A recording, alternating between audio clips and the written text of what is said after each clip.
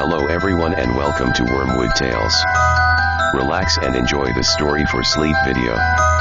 Before you drift off, I thought it would be a fun idea if everyone can leave a comment to let me know where you are listening from in the world. Let's begin. The night was thick with tension, the streets of New Orleans swallowed by the shadows, save for the flickering lights of lanterns swinging wildly in the humid breeze. The air was heavy with the scent of smoke, drifting from the once majestic mansion of Madame Delphine Lalaurie. It started small, just a flicker of flame in the kitchen, an unfortunate accident, or so it seemed. But as the fire spread with terrifying speed, something much darker began to surface from the blackened walls. The mansion stood at the corner of Royal Street, its whitewashed facade once pristine, now clouded by the heavy smoke that poured from its windows. Its towering columns, once symbols of elegance, seemed to reach into the smoke-choked sky as though grasping for escape. A crowd had gathered outside, their faces illuminated by the eerie glow of the flames, casting long shadows on the cobblestone streets below. The sight should have been enough to evoke concern, but what the onlookers couldn't have known was that the fire was merely the surface of a far more horrifying truth, one that had festered behind these walls for years. At the center of it all stood Madame Lalaurie, calm and composed amidst the chaos. She stood at the gates of her property, her hands clasped together in front of her, fingers adorned with gold and jewels that sparkled in the firelight. To the outside world, she appeared as the epitome of grace, an aristocrat of New Orleans high society, known for her wealth, beauty, and social connections. Her poised figure offered no sign of panic or guilt. In fact, she looked almost regal in the face of such calamity, as though the flames and smoke were mere distractions from the life she so carefully curated. But inside, the fire was no accident. The smoke that billowed from the mansion carried more than just the scent of burning wood. It carried something far more unsettling, the anguished, desperate cries of those trapped inside. They were muffled at first, almost imperceptible beneath the crackling of the fire, but as the flames spread, so did the sounds, the shrieks, the wails, the pitiful cries of those begging for mercy. These were not cries of a house on fire, they were cries of suffering, of souls broken beyond recognition, of lives condemned. As the fire worsened, the neighbors who had been watching from afar grew uneasy. They had heard the rumors over the years, whispers of cruelty, of inhumane treatment of the enslaved workers in the mansion. The tales had always been hushed, spoken in quiet corners of New Orleans society, but tonight, the whispers couldn't be ignored. The fire was no longer just a disaster. It was an unveiling, a revelation of what had been hidden in the dark corners of the grand home. Drawn by the cries and the smoke, a few brave or perhaps foolish individuals from the crowd moved toward the mansion, determined to see what was happening. Among them were servants who had worked in the house, their faces pale with fear, eyes wide with the knowledge they had kept buried for too long. In their desperation, they reached the front door. The mansion's thick wooden doors were locked, but the panic was growing, and the crowd pressed against them. It was then that a servant, trembling, appeared from within the building. He moved swiftly, unlocking the door with a haste that only someone who had seen the unthinkable could display. The crowd surged forward, pushing past the door, and that's when they found it. Upstairs, in a room that no one had ever dared enter, they found the horror that had been hidden for years. The door creaked open with a sickening slowness, revealing a sight so grotesque that even the strongest among them recoiled. Chained to the walls, barely alive, were people, enslaved individuals who had been kept in unimaginable conditions. They were little more than shadows of human beings, emaciated bodies covered in wounds, some so deep and jagged that it was impossible to tell where the pain began or ended. Some lay motionless, their limbs twisted at unnatural angles, while others twitched, their faces gaunt and wide with terror as they clawed at the shackles that bound them. The air was thick with decay. The scent of rot and suffering permeated the room, so strong that it made the onlookers gag. The walls, once adorned with fine paintings and delicate furniture, were now stained with blood and grime. There were no windows to let in light, only the faint glow from the fire creeping in from below. It was a place of darkness, a place of torment, and no one could have prepared for what they saw. There were no signs of escape, no hope. Only chains. Only wounds. Only suffering. The very walls seemed to breathe in the misery, as though they had been built not to house beauty or wealth, but to trap souls. The townspeople stood frozen in horror, unable to tear their eyes away from the nightmarish scene. Their shock turned to rage as the full weight of the discovery settled in. The realization hit them like a blow to the chest. Madame Lalaurie, this woman they had once admired, this figure of elegance and charm, was not who she appeared to be. She was not simply a lady of high society, she was a monster, a perpetrator of unspeakable cruelty, a torturer hiding behind a mask of refinement. The anger of the crowd grew, turning into a frenzy. They screamed for answers, demanded justice, but the mansion gave no response. There was no explanation, no remorse. The house was silent now, save for the cries of those still alive within. But the woman who had caused all this, the woman who had locked her victims in these horrific conditions, was gone. Madame Lalaurie had disappeared into the chaos. Her carriage had been seen speeding through the streets, tearing through the darkened alleys, heading toward the outskirts of the city. No one knew where she had gone, but her absence only fueled the fire of the mob. They searched for her, scouring the streets, but she was never found. As the flames continued to consume her mansion, burning it to its skeleton, Madame Lalaurie vanished into the night, leaving behind only ruin and the ghosts of her victims. The fire had revealed the truth, but it had come too late for those who had suffered under her hands. As the fire raged on, the crowds outside the mansion grew larger, their faces illuminated by the eerie glow of the flames.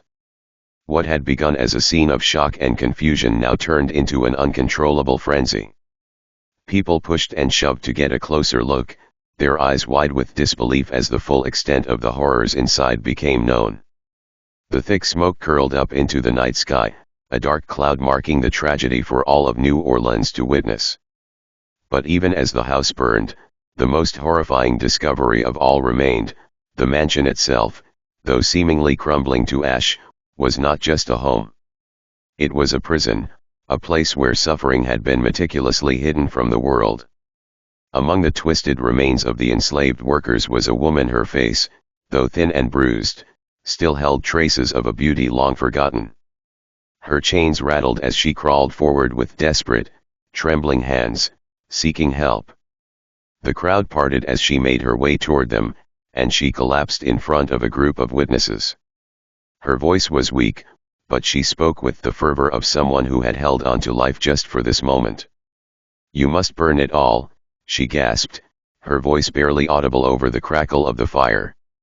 "Burn everything, she'll never stop. She'll never let us go. She'll return." Her eyes, wide and panicked, darted to the burning mansion, as though she could still see Madame Lalaurie watching from the shadows. "She's still out there, she'll come back for all of us." The words sent a chill through the crowd, and many of them stepped back, uncertain. But the woman's plea carried weight. The implication of her words hung in the air like a curse, an unspoken truth that the fire could not fully destroy. Madame Lalaurie might have fled, but there was something more sinister about her escape, something that suggested this wasn't the end of the terror. Amidst the chaos, a few brave souls rushed into the mansion to search for survivors. As they made their way through the smoky interior, the fire had already begun to devour the delicate fabrics, ornate furniture, and everything that had once symbolized Madame Lalaurie's life of luxury. Yet, even as the flames grew fiercer, a deeper sense of unease settled over the group. The mansion, though crumbling, seemed to resist the fire, as though it was fighting to preserve something more than its physical structure. The walls were scorched, but the cruelty that had been practiced within them lingered in the very foundations of the building. It was as if the house itself had absorbed every torment, every scream, every act of inhumanity that had occurred within its walls. In one of the rooms, they found more bodies, some burned beyond recognition, others eerily untouched by the flames, as though the fire had been hesitant to claim them. Among them was a man, his body twisted and frozen in a grotesque pose, his mouth agape in a silent scream. His eyes were wide open, staring at nothing, as if he had seen something far worse than the fire.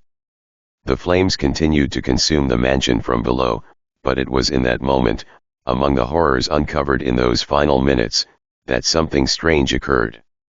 The temperature in the room dropped suddenly, a coldness settling over the charred wood, creeping into the bones of those who dared to step closer. One of the men, his face covered in soot, stumbled backward with a terrified look on his face. "I felt it," he gasped, breathless. "It had touched me."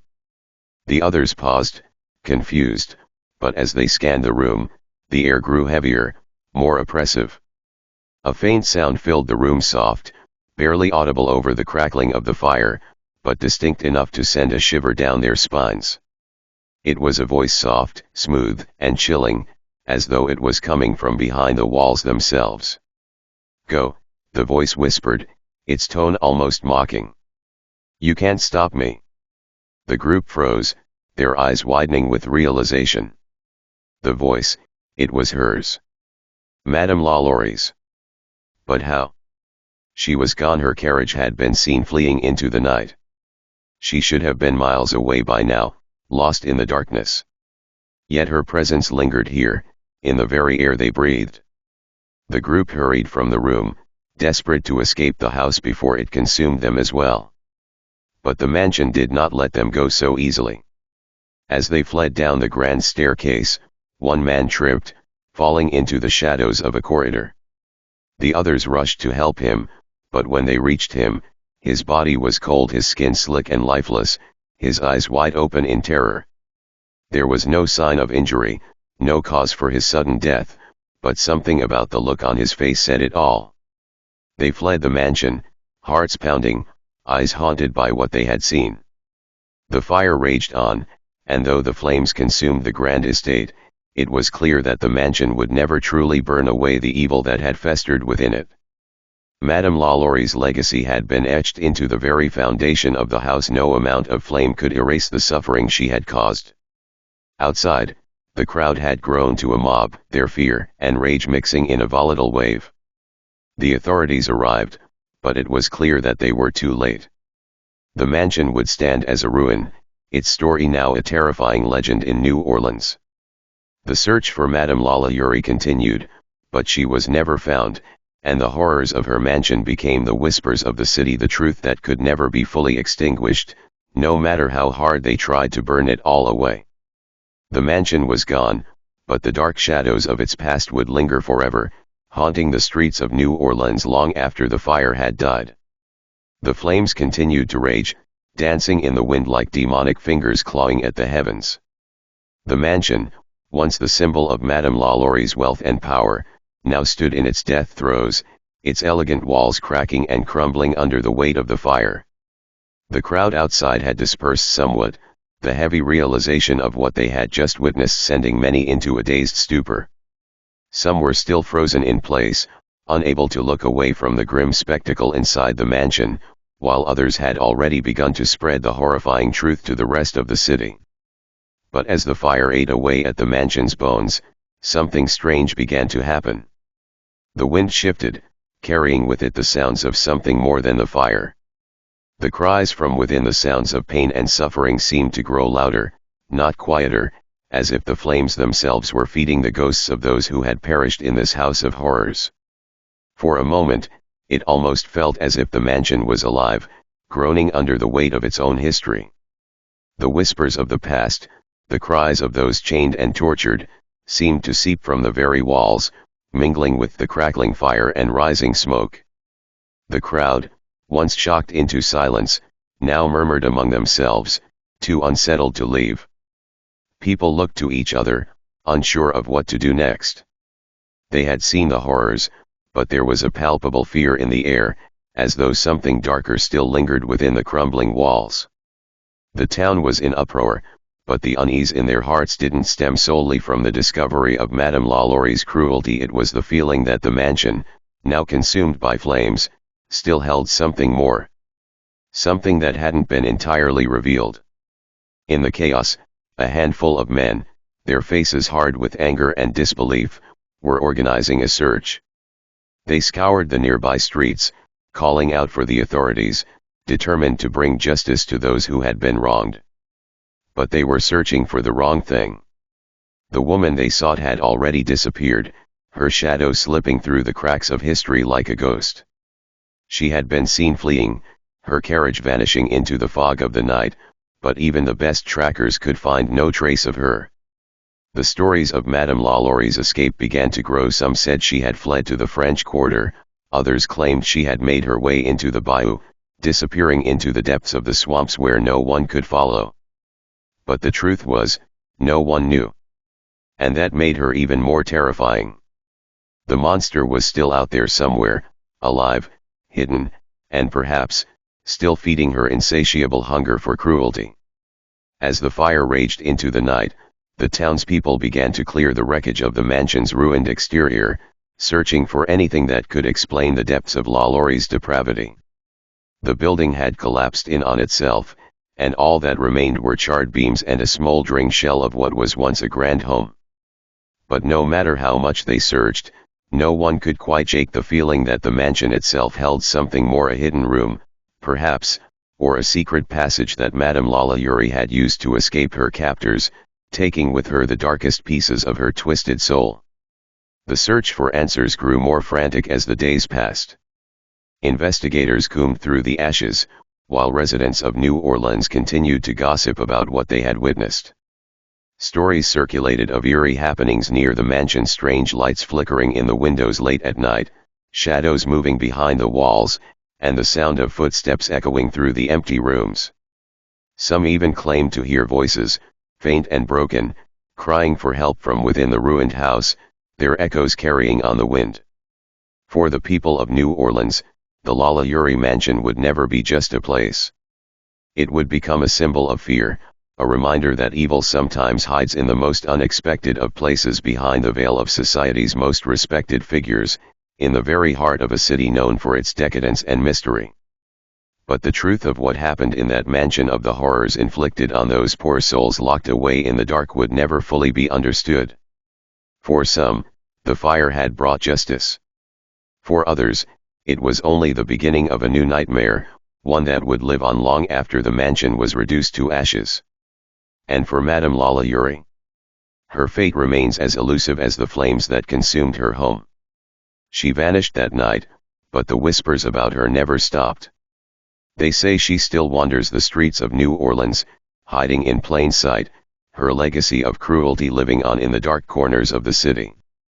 Perhaps she has learned to disguise herself better, perhaps she still lurks, waiting for the next time she can again hide her true nature behind a mask of grace and civility. But in the hearts of those who witnessed the aftermath, the Lalaurie mansion would forever stand as a testament to the evil that can dwell behind the most polished facades, and the horrors that, even now, may still be waiting in the shadows. The mansion burned through the night, the orange and red glow of the flames casting an eerie light across the streets of New Orleans. The crowd gathered outside, still in shock, murmuring among themselves as the truth began to sink in. The air was thick with a sense of righteous fury, but also a deep, unsettling grief. They had witnessed the unmasking of one of their own, someone they had once considered part of the city's elite. Madame Lalaurie was not just a murderer, she was a symbol of the cruelty that had been allowed to fester in their society, hidden behind the grandeur and wealth. Inside the mansion, the fire consumed everything in its path. The once pristine furnishings, the beautiful tapestries, and the grand staircase, each piece of history now reduced to ash. But the horrors within the walls would not be erased so easily. The walls themselves seemed to whisper the suffering that had taken place there, the screams of the tortured souls still hanging in the air like an invisible shroud.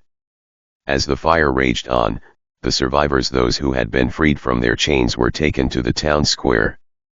They were barely recognizable, their bodies covered in scars, their faces gaunt from starvation and abuse. They were the living proof of the monstrous acts that had occurred behind the walls of Lalaurie's mansion. The people who had once admired the woman now turned their eyes toward the broken, helpless souls she had condemned to a life of torment. The town's officials arrived, attempting to take control of the scene, but there was little they could do. Their eyes were wide with horror as they saw the victims, their own hands trembling as they scribbled notes for the records. There was no real way to explain what had happened here, no legal or moral framework that could account for the magnitude of Madame Lalaurie's crimes. The city was in turmoil, unsure of what to do next. Meanwhile, as the mansion burned to the ground, whispers began to spread through the streets, whispers of Madame Lalaurie's fate. Some claimed she had been seen boarding a ship bound for Europe, vanishing from New Orleans without a trace. Others swore they had seen her face in the shadows, watching from a distant rooftop, her eyes gleaming with an almost predatory satisfaction. But there was no certainty. The truth about her disappearance would remain as elusive as the woman herself.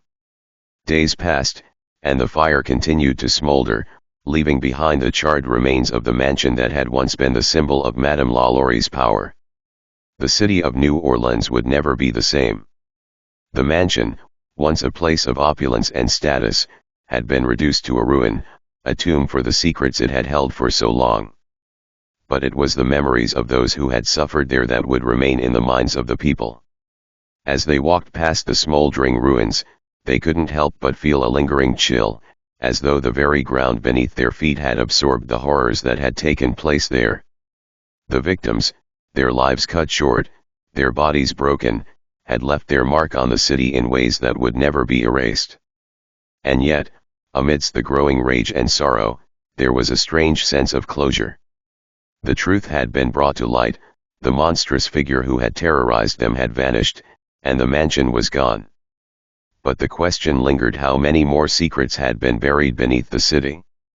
What other horrors were hidden behind the facades of the city's wealth and grandeur? The whispers would continue to spread, tales of ghostly figures roaming the streets of New Orleans, the spirits of the tortured souls seeking justice. Some said that on certain nights, when the wind howled through the streets, you could hear the faint cries of those who had suffered, drifting on the air like a warning. A warning that the darkness of the past was never truly gone, only waiting for the right moment to resurface. In the end, the mansion was gone, but the legacy of its horrors would linger forever. And Madame Lalaurie, her name, her deeds, and the suffering she had caused would remain etched in the city's history for all time. The flames raged higher, licking the night sky, as if they, too, sought to devour the horrors that had taken root within the Lalaurie mansion. The smoke twisted and churned in the air, its dark fingers reaching into the heavens as though trying to drag the mansion's sins with it. The town had already begun to murmur about the horrors discovered within the mansion's walls, and the whispers would only grow louder as time passed. Outside the mansion, the crowd's fury was palpable. They had seen the chained bodies, the mutilated flesh, the twisted forms of those who had been imprisoned and tortured. They had seen enough to know that no words could ever convey the depth of the evil that had been hidden here for so long. The anger that surged through them was beyond reason, fueled by the monstrous betrayal of a woman they had once admired. It was a collective rage, born from grief and disbelief, and it spread through the crowd like a wildfire. Some of the onlookers were still in shock, their minds struggling to process the nightmare they had just witnessed. Others were fueled by revenge, by the need for justice that could never be fully realized. The fire continued to crackle, but its glow was now accompanied by the low murmur of voices, some filled with disgust, others with sorrow. It was a strange, unsettling sound, an uneasy mourning for lives lost long before the flames began their work. Despite the destruction consuming the mansion, the crowd remained outside, unable or unwilling to turn away. It was as though they were waiting for something, waiting for the final piece of the puzzle to fall into place, for the story to be fully told. Yet, Madame Lalaurie had gone, leaving only ruin behind her. The search for her was frantic, with men and women rushing through the streets, calling her name, demanding to know where she had fled. The mansion itself offered no clues. Her carriage had disappeared into the fog, and no one had seen which direction it had taken. She had vanished without a trace, as though she had never been there at all, as though she had been swallowed by the night itself. It was said that she left everything behind: her jewelry, her wealth, the facade of her high society life. She had abandoned it all in an instant, as though she knew that no riches could ever erase the evil she had committed. Perhaps she had known this day would come, the day the walls would crumble, the fire would expose her secrets, and the world would finally see her for what she truly was. Inside the mansion, the fire continued to ravage everything it touched, consuming the evidence, the stories, and the memories of those who had suffered within. But even as the building burned, the spirits of the enslaved lingered, their silent presence a reminder that justice, in its truest form, would never be found here. The ruins would stand as a monument to their pain, a grim reminder of the twisted cruelty that had been allowed to thrive in the shadows for so long. And then, in the midst of the fire's final blaze, something unexpected happened. The air grew cold, a sharp gust of wind sweeping through the streets of New Orleans. It was sudden, chilling, and it seemed to freeze time for a moment. A figure appeared in the smoke, faint, almost translucent, yet unmistakably there. The crowd fell silent, eyes wide, as the figure moved between the burning ruins. It was a woman, thin, emaciated, her face gaunt and hollow. She seemed to float rather than walk, her movements slow and deliberate. The onlookers didn't know if they were witnessing the manifestation of Madame Lalaurie herself, or if it was a spirit of one of the countless victims who had died within the mansion's walls. But there was something about her, something that sent a shiver through those who saw her. Some whispered that it was the ghost of Madame Lalaurie, returning to the scene of her crimes to torment the town for what they had uncovered. Others said it was one of the lost souls, the tortured spirits who had been bound to the mansion, forever trapped in the place where they had suffered and died. The figure didn't speak. She didn't need to. Her presence was enough. The crowd, paralyzed by fear and awe, watched as she drifted through the smoke, her face a mask of sorrow, her eyes hollow and empty. And then, as suddenly as she had appeared, the figure vanished into the fire, disappearing into the darkness as if she had never been there at all. The wind died down, and the coldness receded. The crowd stood motionless, unsure of what they had just witnessed, unsure of whether the figure had been real or a product of their collective fear. But the silence was deafening, and no one dared speak of what they had seen. With Madame Lalaurie gone and the mansion reduced to ashes, New Orleans would never be the same. The ghosts of those who had perished in that house would continue to haunt the streets, their suffering immortalized in the ruins of the mansion and in the memories of those who had witnessed the horrors that unfolded that night. Madame Lalaurie was gone, but the legacy of her cruelty would never be forgotten. The mansion may have burned to the ground, but the scars it had left on the city of New Orleans would remain forever. As the fire raged on, swallowing the Lalaurie mansion in its relentless hunger, the crowd outside began to grow louder, their voices a chaotic mix of grief, anger, and disbelief. The flames flickered high into the night, lighting up the sky like a beacon, and the sound of cracking wood and shattering glass echoed down Royal Street. The mansion, once a symbol of wealth and prestige, now stood as a charred shell of horror. Inside, the once pristine rooms were nothing but a maze of smoldering debris. The fire had consumed much of the lower floors, but the upper level, where the horrors had been uncovered, remained eerily untouched. The smoke was thick, and the air tasted of ash, yet the cries from the hidden room continued soft at first, then growing louder as the flames crept closer. The townspeople gathered outside the mansion, too afraid to enter but unable to tear themselves away from the unfolding nightmare. They stood in a hushed, uneasy silence, only the crackle of the fire and the occasional shout breaking the stillness. The weight of the discovery was sinking in, and many could barely grasp what they had just witnessed. How could a woman, so revered in their society, be capable of such monstrous cruelty? As the fire encroached upon the upper floors, the townspeople's fear grew. The air was thick with smoke, but something darker loomed over them, an ominous presence, as though the mansion itself was alive, angry for what had been exposed. The crowd could only watch helplessly, some pulling their coats over their mouths to shield themselves from the stench of burning flesh that lingered on the air. Suddenly, a scream pierced the night. It wasn't the cry of one of the victims, it was a new, frantic cry, a sound that struck everyone like a blade. A woman, barely visible through the smoke, was frantically rushing toward the crowd, her clothes singed, her hair wild. It was a servant of the mansion, her face streaked with tears, her eyes wide with terror. "They're still alive. They're still alive," she screamed, her voice high-pitched and frantic. "They're trapped in there. You can't let them burn."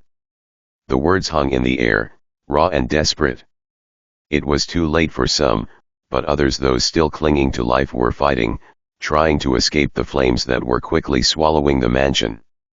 The crowd hesitated, some wanting to help but paralyzed by fear, others too consumed with their own rage to care. The woman, now hysterical, pointed toward the mansion, her hands trembling. "Please. You have to save them. There are more of them in the back, in the cellar. They're locked away. Don't let them die like this." Her pleas were met with silence at first, until one man, a local doctor who had been part of the gathering crowd, pushed forward. His face was grim as he looked toward the mansion. "We need to help them," he said, his voice steady despite the horror around him. "We can't let them burn alive." The crowd stirred, some reluctantly agreeing, others still too shaken by what they had seen. Without a word, the doctor rushed toward the front doors, now hanging off their hinges, still smoking from the fire's wrath. A few others followed, their expressions a mixture of dread and determination. They pushed through the remnants of the entryway, and the smoke immediately thickened, making it difficult to breathe. The stench of death mixed with the burning wood, creating a nauseating miasma that made their stomachs churn. The doctor led the way, his steps steady despite the chaos around him. His hands shook as he reached for the staircase leading to the upper floors, where the most grotesque discoveries had been made. They heard another distant scream, faint but unmistakable. The crowd followed, each of them moving faster now, the adrenaline pushing them through the haze. As they reached the upper floors, the door to the horrific chamber stood ajar, a narrow gap allowing a glimpse into the nightmare beyond. The doctor stepped forward, cautiously peering inside. What he saw froze him in place.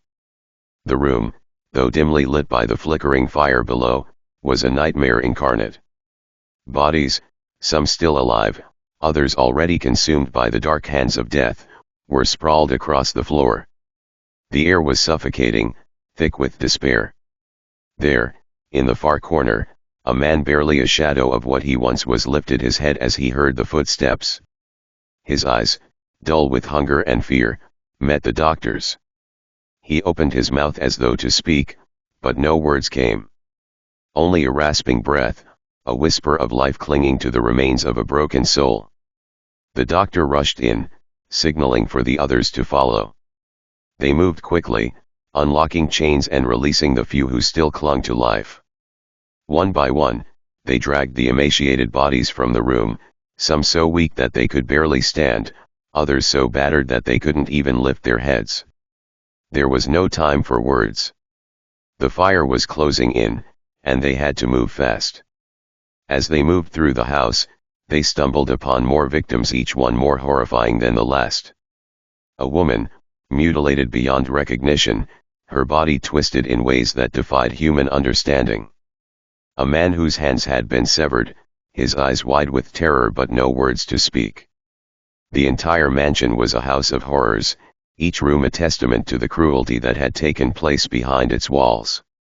Finally, the last of the survivors were dragged from the house, their faces pale, their bodies barely clinging to life. The crowd outside helped, offering blankets, water, and whatever they could to ease the suffering.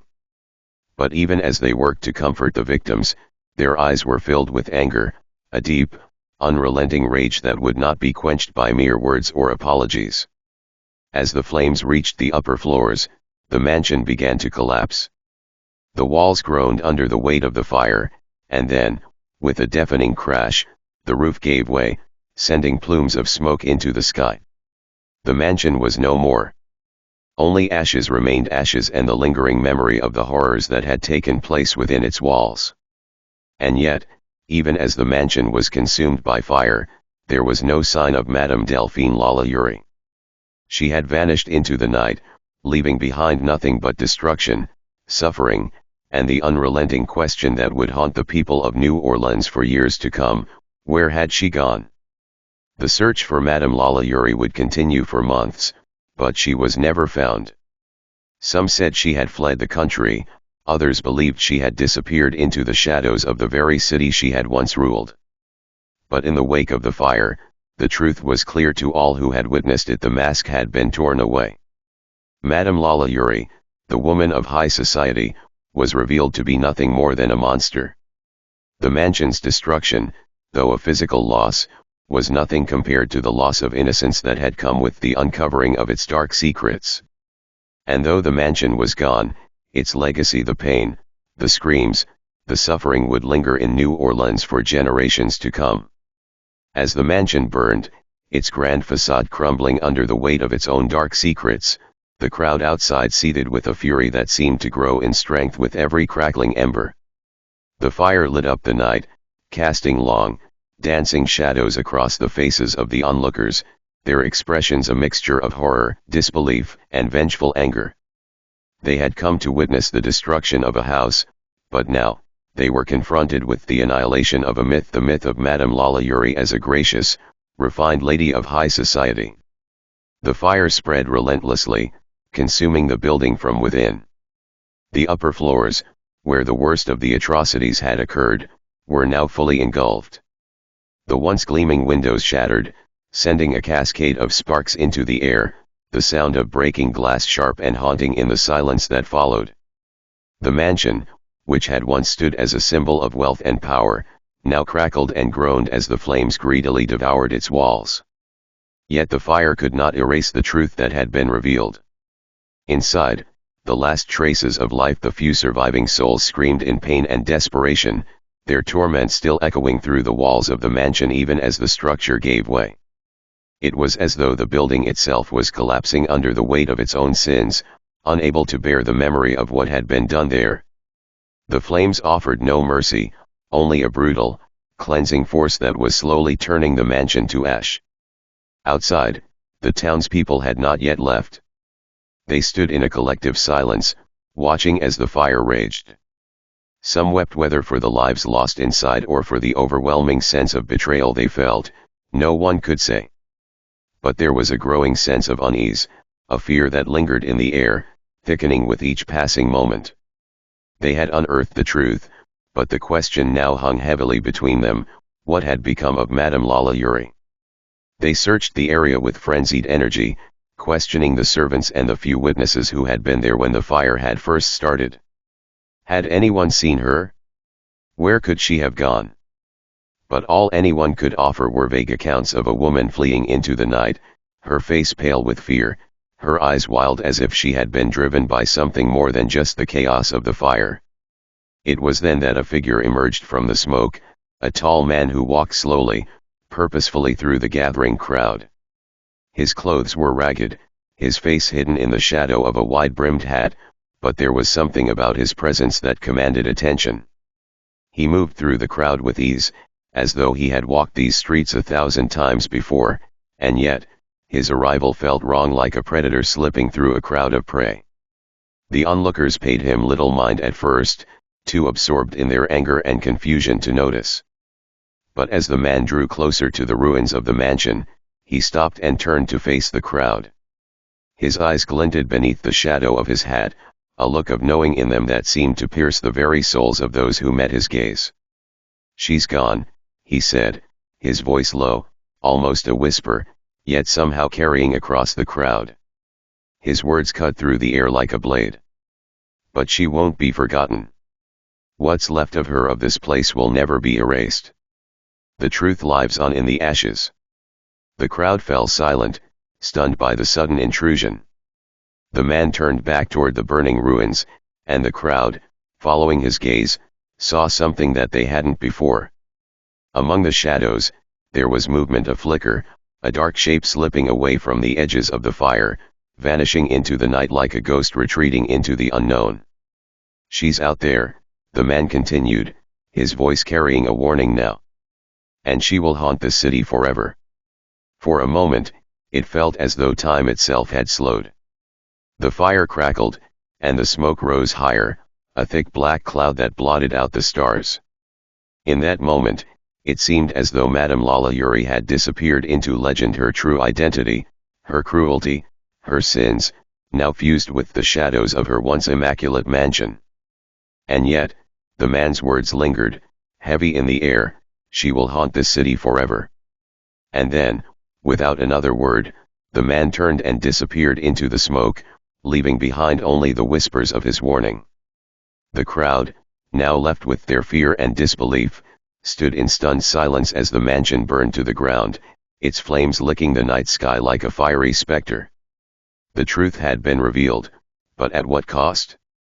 And with the mansion's final collapse, as the last of the timbers fell in a great crash, the night seemed to swallow everything whole, leaving only the haunting echoes of what had been discovered, what had been buried for so long, and the knowledge that no matter how much they tried to erase it, Madame Lalaurie's horrors would never be forgotten. The flames continued to rage, their crimson glow reflecting in the eyes of those still standing in the wreckage of the mansion. The air was thick with heat, and the smoke stung the eyes, but nothing could wash away the horror that had unfolded that night.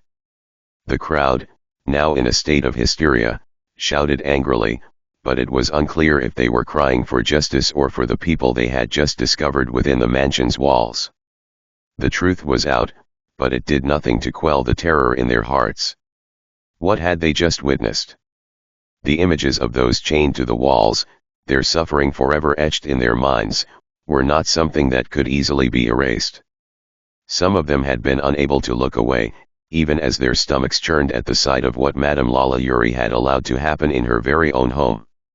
As the fire crept higher, devouring the upper floors, the crowd slowly began to retreat, unsure of what to do next. There were whispers among them, murmurs of a curse upon the mansion, as if the flames themselves had been a reckoning for the darkness that had festered inside. But no one had answers.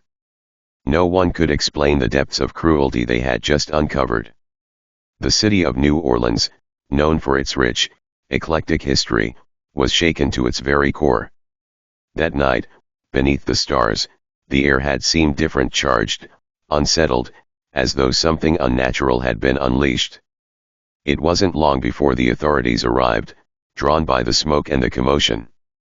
But by the time they reached the mansion, the crowds had mostly dispersed, leaving only the smoldering ruins behind. The building, once a symbol of wealth and privilege, now stood as a charred skeleton, the remnants of its elegance consumed by the blaze. And still, no sign of Madame Lalaurie. What had happened to her? Was she alive? Had she escaped the wrath of the crowd? The questions buzzed through the air, unanswered. The officials found themselves trapped in the weight of the horror, unsure where to begin or how to confront the full extent of the evil that had been hidden in plain sight for so long. In the days that followed, whispers continued to swirl around New Orleans. People spoke of the mansion, of the fire, and of the horrors revealed within. They spoke of the things they'd seen, the cries they'd heard, and the empty, desperate eyes of the victims who had endured such agony. The legacy of Madame Lalaurie was forever changed from one of high society to something far darker, a name that would be remembered not for its wealth, but for its evil. But Lalaurie herself remained elusive. Some claimed to have seen her, her figure shadowed in the dark corners of the city, moving like a ghost, hiding in plain sight. Others believed she had fled New Orleans altogether, crossing the waters to a far-off land, where the past would no longer follow her. But no one knew for sure. The mansion, once the jewel of Royal Street, was never rebuilt. The plot of land was abandoned, a ghostly remnant of a past too horrible to confront. It became a place of silence, where the wind seemed to carry the faint echoes of the screams that had once filled the walls. Some said the house was cursed, its very foundation stained by the blood of the innocent, and for years, no one dared to go near it. As the years passed, Madame Lalaurie became a figure of legend, her name whispered in the dark corners of the city. Her story became a warning, a chilling reminder of the depths of cruelty that could hide behind a facade of beauty and grace. The mansion on Royal Street may have burned, but the horrors it had contained lived on in the minds of those who had witnessed them. And though the flames had consumed the house, they couldn't extinguish the dark legacy of Madame Delphine Lalaurie. The haunting of the Lalaurie mansion, whether by fire or by the sins committed within, left an indelible mark on the city, and as New Orleans moved forward, the story of the horrors within its walls continued to be told, over and over, to each new generation. The truth, too ugly to ignore, still lingered in the night air, a whisper that would never truly die. In the days following the fire, New Orleans was left in a state of shocked disbelief, the once vibrant streets now steeped in a grim silence. The revelation of Madame Lalaurie's cruel deeds had sent ripples through the city, leaving a trail of unease that would never quite dissipate. The mansion, a symbol of high society and refinement, had become a macabre memorial to the suffering it had harbored within its walls. Where there had once been elegance, there was now only ruined blackened beams, shattered windows, and charred remnants of furniture that once gleamed with opulence. The fire had consumed much of the mansion, but it had not erased the memory of what had taken place there. The angry mob that had first stormed the gates had not stopped with the discovery. They ransacked the mansion, tearing through Madame Lalaurie's possessions with frantic energy, determined to unearth every trace of her crimes. Jewelry, fine clothing, and lavish trinkets were scattered across the floor, but nothing could soothe the rage boiling within the townspeople. They overturned chests, ripped through drapery, and smashed every cabinet they could find, searching for more evidence to justify their fury. The horrors of the upper floor were too immense to ignore, but they needed more proof that this woman had truly been as monstrous as they now believed. In the midst of the chaos, survivors emerged from the mansion fragile, gaunt, and broken. The enslaved people who had been imprisoned in the dark, suffocating chambers of Lalaurie's mansion were now free. Their bodies, though still scarred, were no longer bound by chains. Some were too weak to walk, their limbs trembling from starvation and abuse. They were led away to safety, escorted by sympathetic onlookers who quickly offered shelter and food. But the damage done to their bodies, to their spirits, was irreversible. No amount of safety or comfort could erase the suffering they had endured. They would forever be marked by what had happened within those walls. Meanwhile, the authorities scrambled to find any trace of Madame Lalaurie. The local law enforcement, shocked and bewildered by the magnitude of the discovery, put out word that the woman was wanted for numerous crimes, torture, murder, and cruelty beyond comprehension. Yet, despite their efforts, Madame Lalaurie remained elusive. She had disappeared into the night, leaving behind only the wreckage of her mansion and the lives she had destroyed. Rumors of her escape began to spread almost immediately. Some claimed she had fled to France, seeking refuge in a foreign land where she could live out the rest of her life without fear of retribution. Others whispered that she had returned to the shadows of the city she had once ruled with an iron fist, hiding in plain sight. Perhaps, they speculated, she had hidden in the labyrinthine alleys of New Orleans, where no one would dare to look. Still others believed that Madame Lalaurie had never left New Orleans at all, but had slunk into the bayous, where the dense swamps would swallow her whole and protect her from the reach of justice. But no one could say for certain. The once proud socialite had vanished, as though the city had simply swallowed her whole.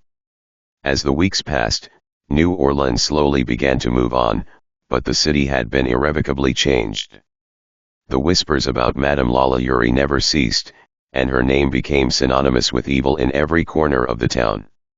Wherever people gathered, whether at the local markets, in the grand ballrooms, or at the churches, the conversations inevitably turned to the horrors that had been uncovered at Lalaurie's mansion. No one could forget the images of the suffering that had been unearthed, and the fear that lingered in the air was palpable. The mansion itself stood as a grim monument to the cruelty that had taken place within it. Its broken windows seemed like empty eyes, staring out into the streets, haunted by the memories of those who had suffered inside.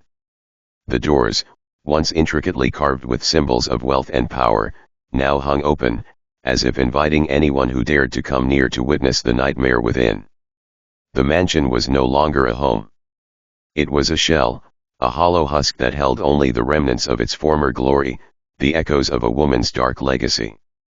But as the years wore on, the people of New Orleans would come to realize that the true horror was not just the atrocities committed within Lalaurie's walls.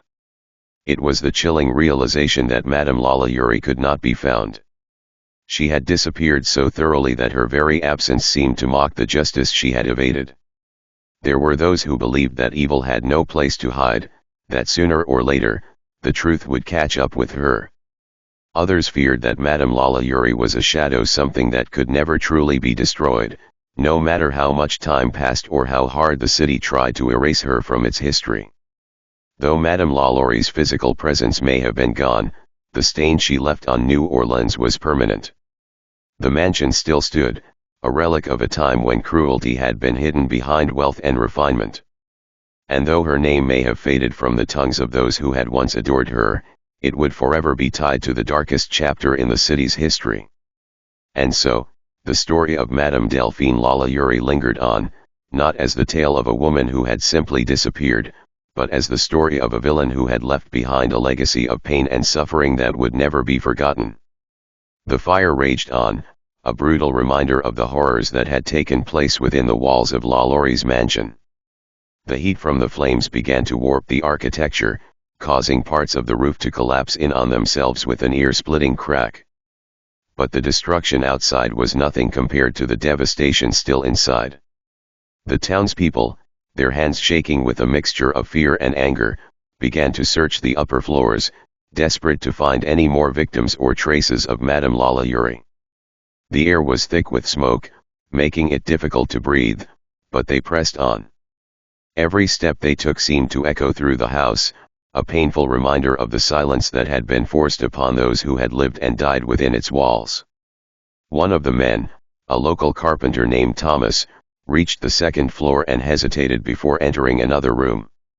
His heart was pounding in his chest, but it wasn't fear that held him back, it was the thought of what might still be hidden behind that door. He had seen enough, but the urge to uncover everything, to understand the depth of the cruelty, was irresistible. He pushed open the door with trembling hands, half expecting to see more of the same, more bodies, more broken lives, but what he found sent a chill so deep into his bones it nearly knocked the breath out of him. The room was unlike the others. Instead of shackles and mutilated bodies, there was an eerie silence here, no sound of chains, no cries, only the faint smell of mildew in the air. The room was lined with ornate mirrors, their glass cracked and dusty, reflecting nothing but darkness. At first, Thomas thought it was abandoned, until he saw something out of the corner of his eye, a figure standing motionless by one of the mirrors.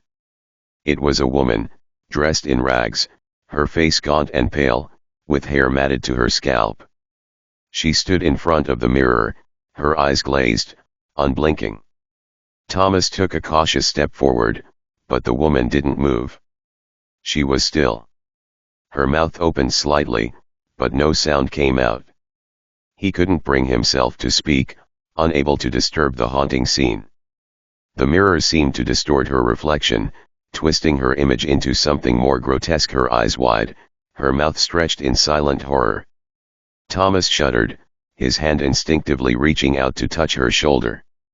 The moment his fingers brushed against her, she jerked violently, her body lurching away from him as if she had been burned. She collapsed to the floor in a heap, trembling. "No, no more," she whispered, her voice barely audible. I can't escape." Thomas knelt beside her, his heart aching as he tried to offer comfort, though he knew there was nothing he could say that would ease the torment she had endured. She reached out, gripping his hand with a strength he hadn't expected from someone so frail. "You have to leave," she gasped, her breath shallow. You don't know what she's done. You don't know what's in the mirrors, it never stops. Before Thomas could respond, the woman's grip slackened, and she fell into a sudden, unnatural silence. Her eyes, once wide with fear, grew vacant, staring at nothing. He pulled away, his chest tightening with dread. In the dim light of the room, he could feel an oppressive weight pressing down on him, a feeling of being watched, of something lingering just beyond the edge of his perception. Behind him, another figure stepped into the room, silhouetted against the flickering glow of the fire below. It was a woman, draped in shadows, her posture unnaturally still. Thomas turned, his breath catching in his throat as he recognized the figure before him, Madame Lalaurie. She stood there, as though she had never left, her presence like a dark cloud that filled the room. Her eyes, once sharp and calculating, now seemed hollow, as if drained of life. There was no fear in her gaze, only a cold, detached calmness, as if the world around her had ceased to exist. "You shouldn't have come here," she whispered, her voice so quiet it was almost drowned by the crackle of the fire. "It was never meant for you." Thomas took a step back, his hand reaching for the door as though it could somehow shield him from her. But the door slammed shut behind him with a force that rattled the walls. The woman's eyes never left him, her lips curling into the faintest of smiles. "You've seen too much," she murmured, her hand outstretched toward him. "And now you can never leave." The room seemed to close in around him, the mirrors reflecting images that twisted and writhed. The walls groaned under some unseen pressure, as though they were alive, as though the mansion itself was reacting to his presence. The sound of the fire intensified, the crackling flames now a low, guttural roar that filled the room. In the mirrors, shadows danced, their faces contorted in agony. For a moment, everything fell silent. Then, in the next breath, Thomas was gone. Outside, the fire continued to rage. The mansion, once a symbol of power and elegance, was now nothing more than a charred skeleton, its walls crumbling under the weight of its own secrets. The townspeople, gathered at a safe distance, watched in disbelief as the mansion collapsed into the abyss of the flames. The sky above them was thick with smoke, and the air felt oppressive, as though the very earth itself was mourning the horrors that had been uncovered. But among the ashes, there was no trace of Madame Lalaurie. No sign of the woman who had once been so poised, so composed.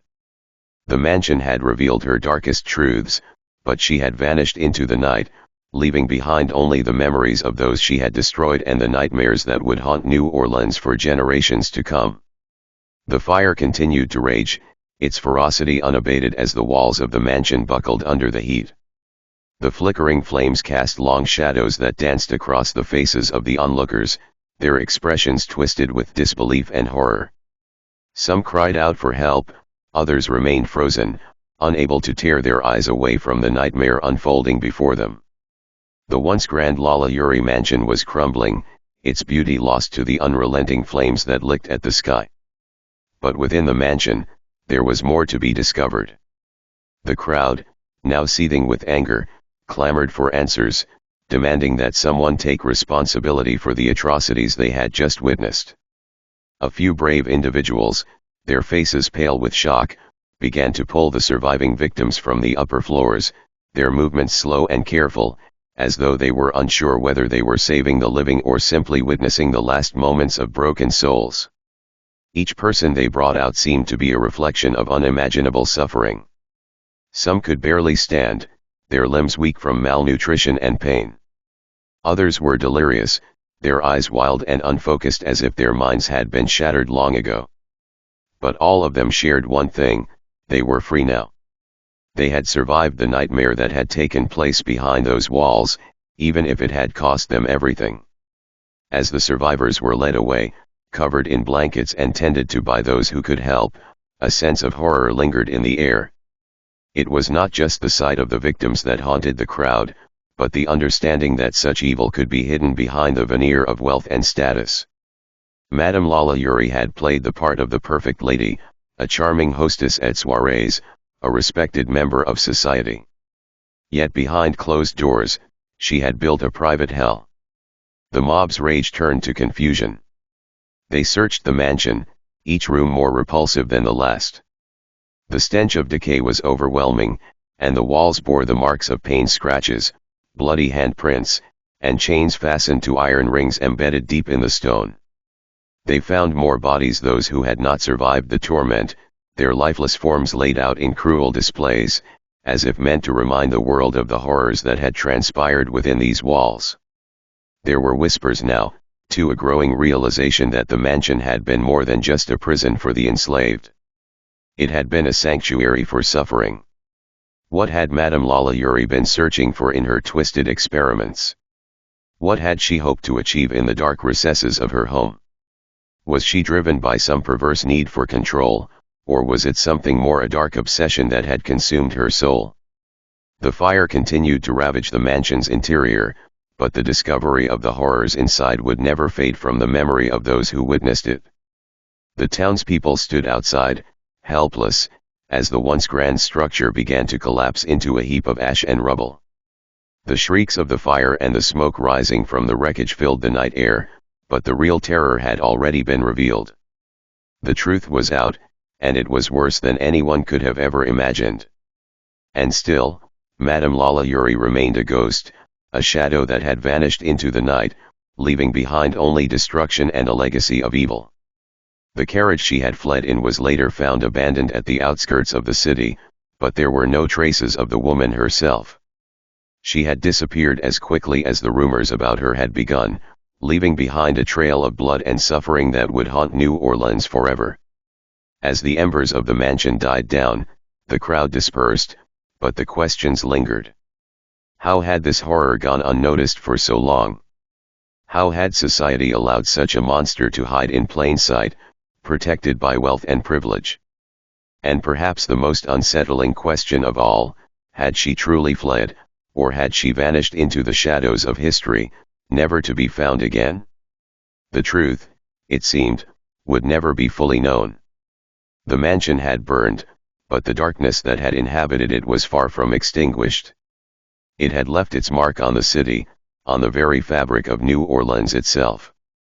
And the legend of Madame Lalaurie, of her crimes, and of the house that had borne witness to them, would live on in whispers, forever part of the city's haunted past. As the crowd stood in stunned silence, the flames grew fiercer, their crackling roar almost deafening. The mansion, once a symbol of wealth and elegance, was now being consumed by the inferno, its grandiose exterior crumbling, windows shattering, and the walls giving way to the fury of fire. The smoke choked the air, thick and dark, as though the house itself was trying to suffocate the horrors it had kept hidden for so long. The townspeople were still in shock, their hearts heavy with what they had just uncovered. Some turned away, unable to stomach the horror any longer, while others remained, staring at the scene in disbelief. The cries from the upper floor had ceased, replaced by the roar of the flames, but in their minds, the echoes of the suffering would linger forever. A few brave souls stepped forward, examining the tortured bodies that had been chained and abandoned to die. The men and women who had once been enslaved, those who had survived the unimaginable, were now being tended to, though no amount of care could undo the damage that had been done. They had been robbed of their dignity, their humanity, and their lives. Some were too far gone, their bodies too broken to save. But for those still clinging to life, the townspeople offered what little help they could. Whispers began to spread throughout the crowd, dark rumors about the unspeakable things Madame Lalaurie had done. They spoke of the mutilations, the disfigurements, the twisted experiments, and the unspeakable acts that had taken place behind the walls of that mansion. No one dared to speak too loudly, but the words spread like wildfire, words of a woman so cruel, so deranged, that she had seen her enslaved workers not as people but as playthings for her twisted desires. The idea that such horrors could have been hidden in plain sight for so long began to settle in the hearts of everyone who had witnessed the truth. As the fire raged on, one of the survivors, a woman with hollow eyes and trembling hands, tried to speak, her voice barely a whisper. She had been locked away in the very room that had been exposed to the public, her body weak from years of neglect, her mind haunted by the things she had witnessed. She didn't just punish us, the woman gasped, her voice cracking. She experimented on us. Like we were animals. Her words sent a ripple of horror through the crowd. The idea that Madame Lalaurie had not only abused her victims but had also subjected them to grotesque, inhumane experiments made the blood of those listening run cold. The townspeople had no way of knowing the full extent of the madness that had occurred within those walls, but what they had seen tonight was enough to leave them with a haunting image that would never fade. The night dragged on, the flames casting an unnatural glow over the city as the mansion continued to burn. It was as though the fire was purging the evil that had been allowed to fester within its walls. But no amount of fire could erase the memories, the horrors that had been laid bare for all to see. The mansion, now little more than a skeleton of charred timber and twisted metal, continued to crumble under the weight of its own secrets. And yet, amid the destruction, the mystery of Madame Lalaurie remained unsolved. Where had she gone? What had become of the woman who had orchestrated such unspeakable cruelty? As the hours passed, and the flames finally began to die down, the answers remained elusive. The mansion was gone, reduced to nothing but ashes, but the story of the horrors that had occurred within it was just beginning to take hold of the city's collective memory. The following days would bring investigations, but the answers the townspeople sought would never fully satisfy them. Madame Lalaurie had vanished, leaving behind only the burned remains of her mansion and the broken lives of those she had enslaved. No one knew if she had fled the city, or if she had met a darker fate at the hands of those she had tormented for so long. But one thing was certain, her name would live on in infamy. The mansion at 1140 Royal Street would never be the same again, but neither would New Orleans. The memory of the horrors that had occurred there would haunt the city for generations to come. And though the flames had erased the mansion's physical presence, the ghost of its dark history would linger in the shadows, a reminder of the depths of cruelty that some are capable of, and the price that must be paid for the sins of the past. As the years wore on, the Lalaurie mansion's sinister reputation only deepened, cementing its place as one of the most haunted locations in New Orleans. Its name became synonymous with dread, whispered in hushed tones wherever tales of the paranormal were shared. No matter who came to claim ownership, the mansion seemed to resist them, its walls pushing back against any attempt to restore it to its former grandeur. The first few owners, eager to take possession of the once glorious property, had tried to ignore the rumors, dismissing them as superstitions or local legends. But their enthusiasm quickly waned as strange occurrences plagued their everyday. Furniture was found out of place, rooms were discovered locked when no one had secured them, and doors that were previously opened would inexplicably slam shut at odd hours of the night. It was as though the house itself was alive, breathing and shifting in response to the intruders.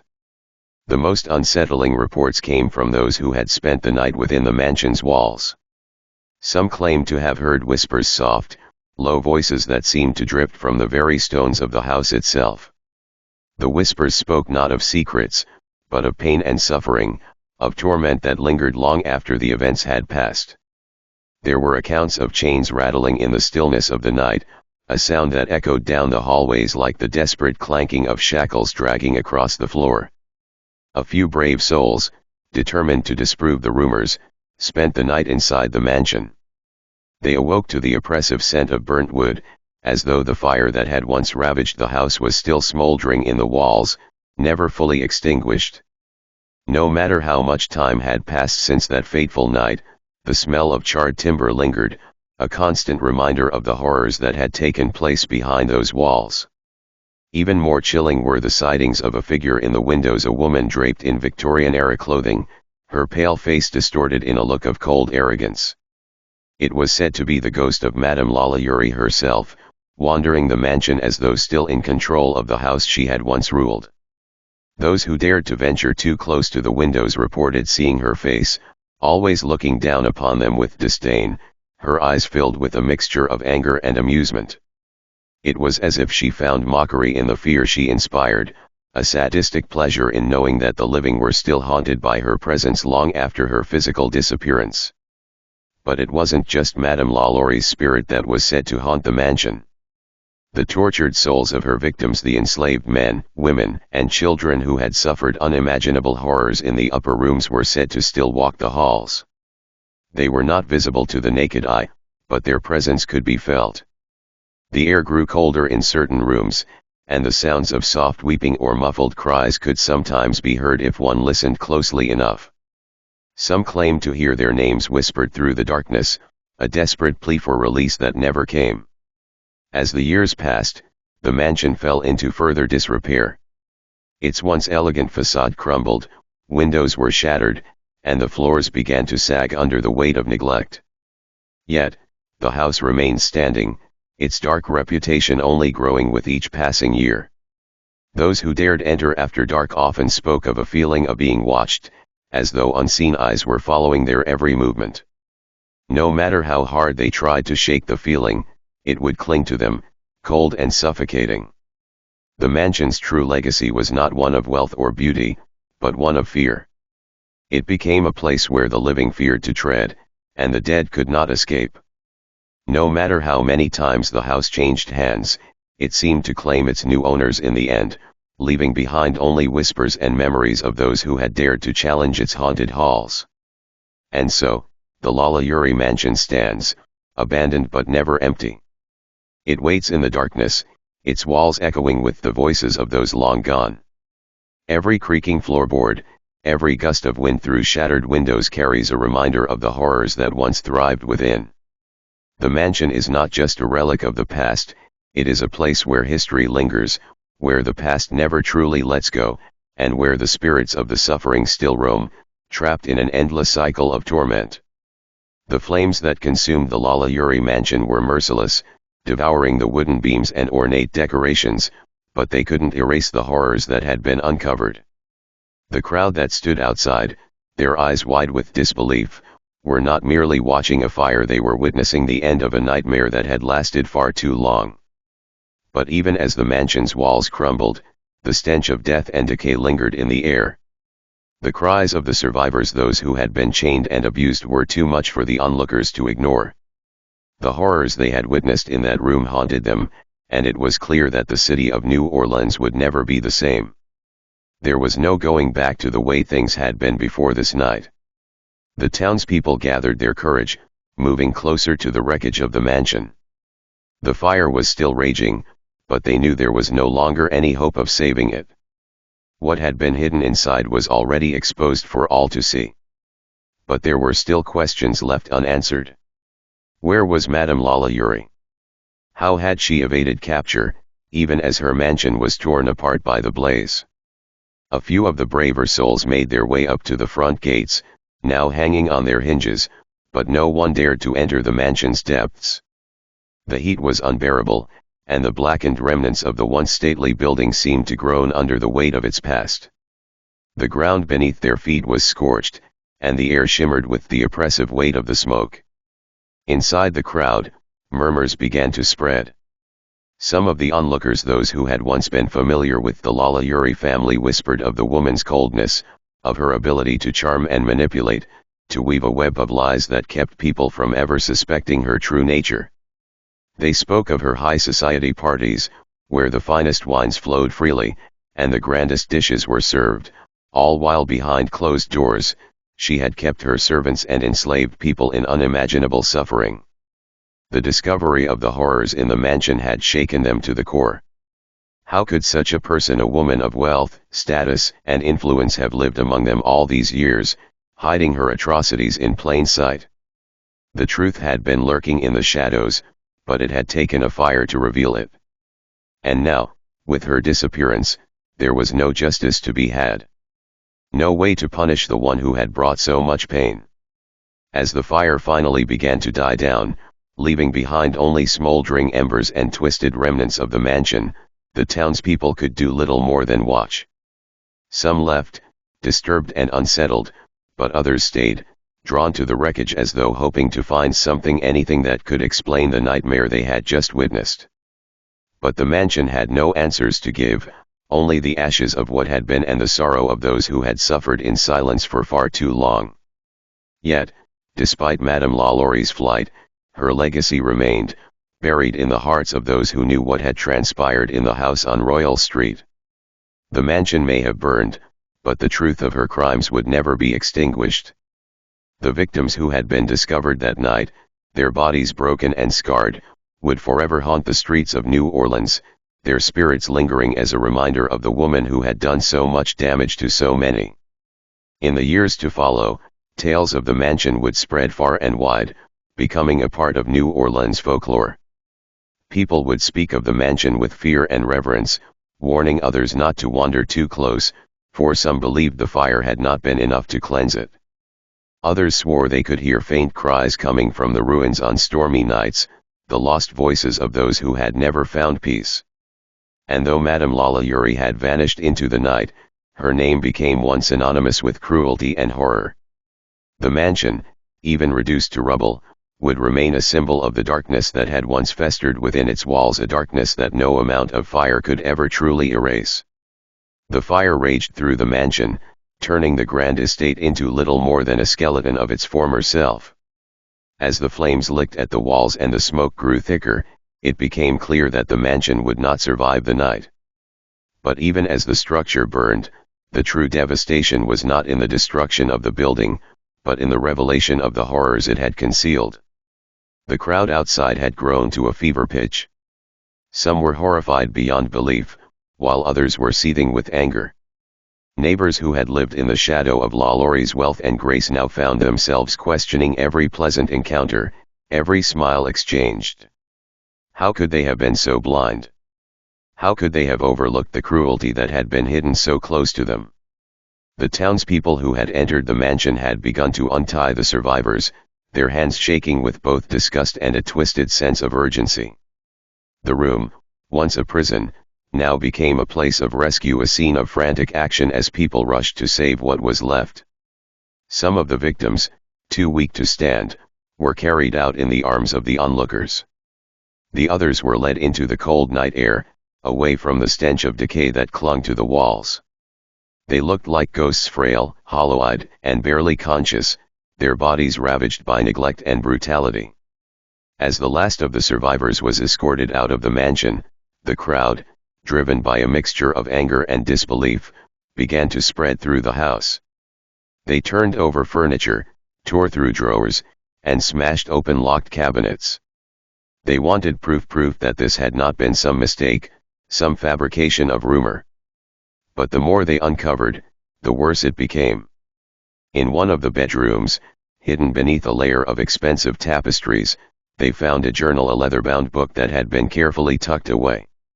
Its pages were filled with descriptions of experiments, of procedures performed in the dark, of unspeakable acts done in the name of control, of power, of cruelty. It was a document of madness, the twisted ramblings of a mind unhinged, one that had seen no problem with turning human beings into playthings for her sadistic desires. One page was devoted to a particular subject, an enslaved woman who had been subjected to horrific mutilation. Madame Lalaurie had written about her in chilling detail, noting how she had improved the woman's condition, as though the cruelty inflicted upon her was somehow for her own good. The entries detailed how Lalaurie had performed ghastly procedures on her slaves, attempting to transform them, break them, and rebuild them into something less than human.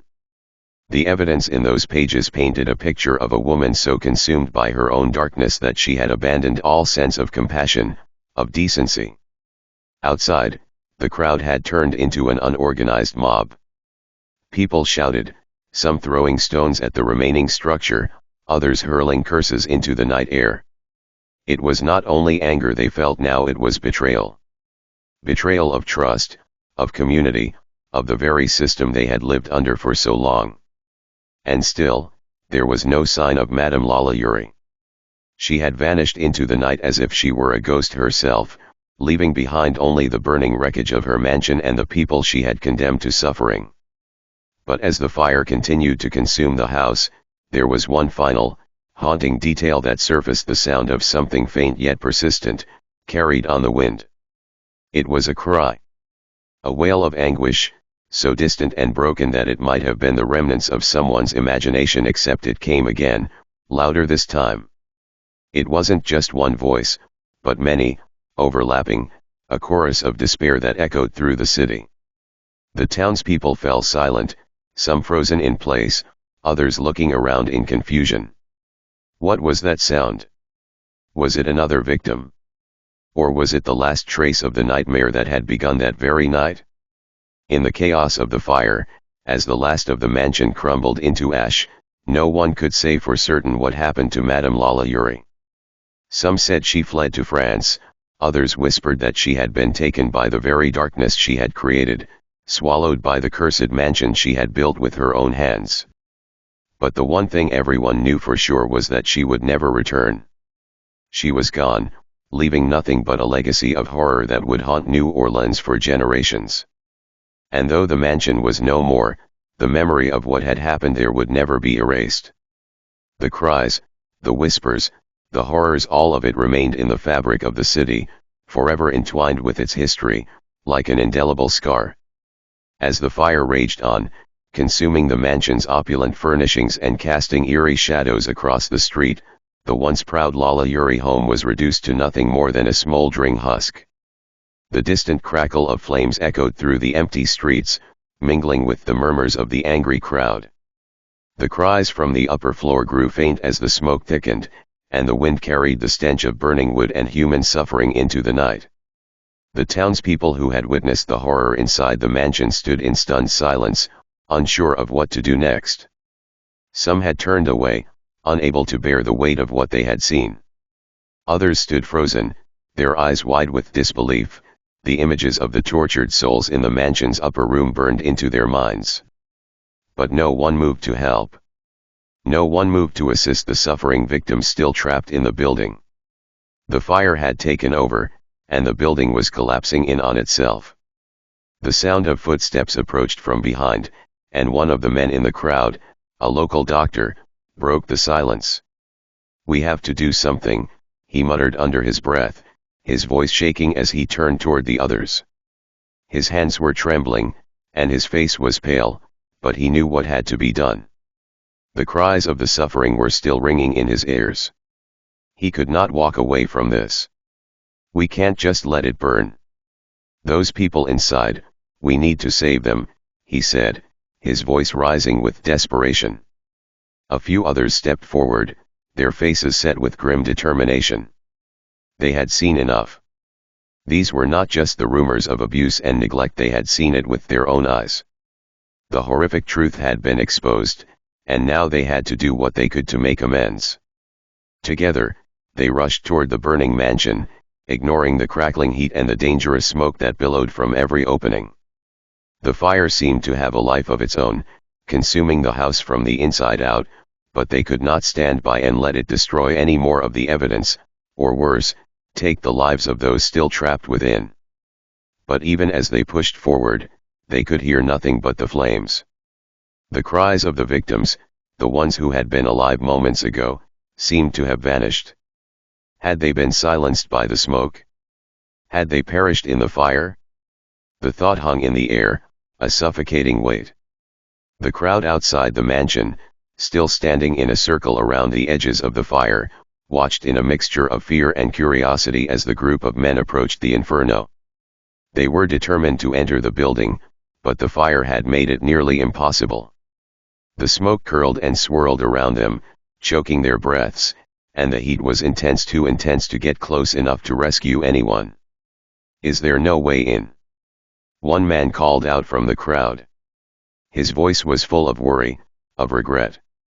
He had witnessed what was inside the mansion, but it seemed now that the mansion itself was determined to swallow everything whole.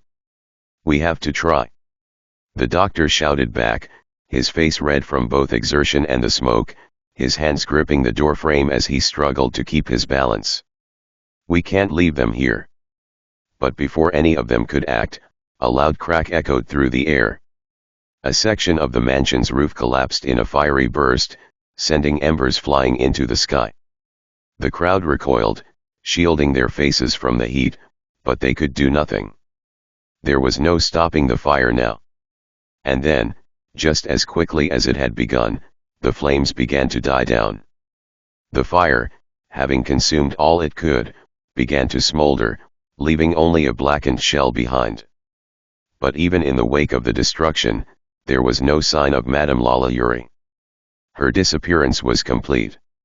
There were no witnesses to her flight. The wealthy widow who had terrorized countless people in her own home had vanished without a trace. Her name, once whispered in the most luxurious salons of New Orleans, was now tied to unspeakable horrors, but no one knew where she had gone. Some claimed she had fled to France, others that she had been swept away in the chaos. But in truth, no one knew. In the following days, as the remains of the mansion were searched and the survivors slowly emerged from the wreckage, a sense of unease gripped the city. Madame Lalaurie had not just disappeared, she had escaped justice, leaving behind the broken bodies of those she had tortured. The legacy of her cruelty would haunt New Orleans forever. The house, once a symbol of her wealth and power, was now nothing more than a crumbling monument to the horrors that had occurred within its walls. The mansion was eventually abandoned, its walls growing thick with ivy and decay. But even as the years passed, the memories of that night lived on. The cries of those who had suffered were still echoed in the minds of those who had witnessed the fire. The mansion's dark history became a whispered legend, passed down through generations, and the name Lalaurie became synonymous with horror, cruelty, and a woman who had escaped the consequences of her actions. No one ever forgot the night the mansion burned, and no one could ever forget the horrors that had been discovered in its walls. The Lalaurie mansion became a ghost story, one that would be told for generations, the tale of a woman who had hidden her monstrous acts behind a mask of wealth and respectability, only for the world to see her for what she truly was, just before everything was reduced to ash. And as for Madame Lalaurie herself, her fate remained a mystery. Some say she died in exile, never to face her victims, while others believe that the ghosts of those she had tormented still lingered in the shadows, waiting for her to return, to face the reckoning she had long evaded. But no matter where she went, or how far she ran, the whispers of her cruelty would never cease. The ghosts of the Lalaurie mansion would forever haunt the streets of New Orleans, and the name Lalaurie would always be remembered with fear.